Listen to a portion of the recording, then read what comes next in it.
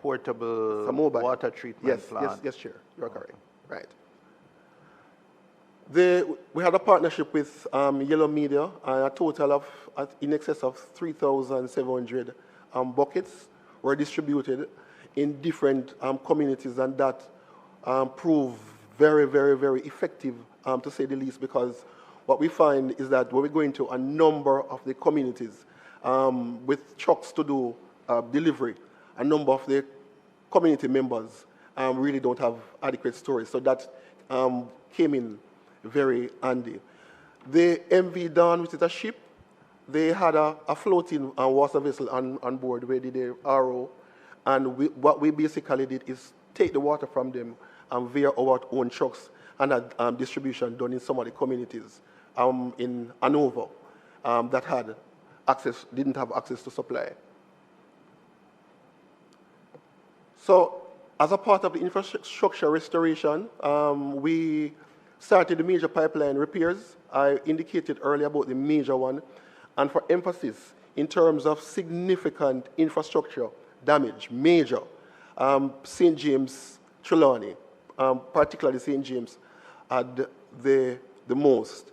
And on screen there, it shows a depiction of the 32-inch pipeline chair that I indicated earlier that was washed away. So what we did, rather than putting up back a pipe bridge to go across the river, we rerouted it along the roadway. So in the future, should we have a next hurricane of this magnitude, we don't have a situation or case in point where it is washed away. A number of pumping stations would have been inundated.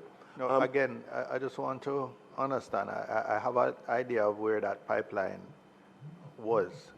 It was where the road bridge crosses the river. It was underneath at that location.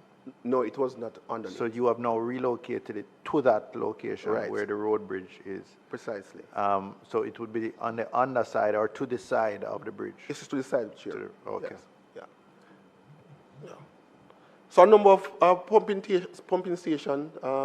Portobello is one, and I know that has resonance to one of our members who is here. And the intake roadway, we basically had emergency works effected on those. The use of drone technology, Chair, we utilize that extensively as a part of the restoration process, because there are a number of areas that we basically could not visit either on foot or driving. So the drones prove very, very, very significant in that regard. The plans for restoration, for full restoration, we continue the pipeline rehabilitation, and I must hasten to add that one of the challenges that we are having as water comes back on the network and they're energized, leaks are popping up everywhere. A number of the pipelines are underground, so we really, with the naked eye, can't determine exactly where they are. So as soon as the systems are back up, most of those leaks would manifest themselves, so we have to deal with those on an ongoing basis. And we would have realized that the number of leaks that we basically have since the hurricane has increased maybe in some instances, some parishes, to 30 to up to 45%. So as a part of the full restoration, we want to move from in some instances based on the kind of damage that was suffered, and we have ongoing system optimization. This Chair and members give an idea as to exactly what obtains now. So we have 612 main sites, and to date, 96% of those sites actually has JPS power.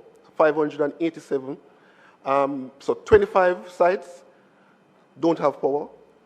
JPS would have committed to us that 13 from those 25 sites will have power restored by the end of this month. From the remaining 12, 6 already have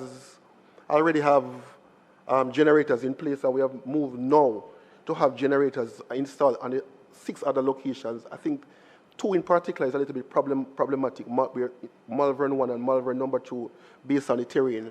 But my technical team is actually looking at ways and means of how we basically can maneuver that, the issues there. So these generators are continuous duty generators, not standby? Yeah, continuous. We have a number of sites. So we have 20 systems that JPS would have restored power share. However, there is need for remedial work to be done. St. James South is one of those areas.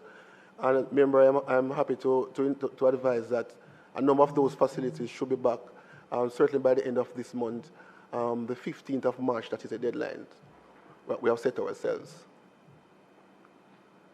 The table gives an indication as to where we are at.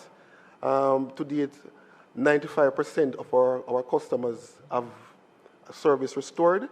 I must hasten to add that as the bigger treatment plants and the larger treatment plants constitute a significant percentage of all our customer base, despite the fact that we still have a number of systems which are out of operation, mostly located in rural districts.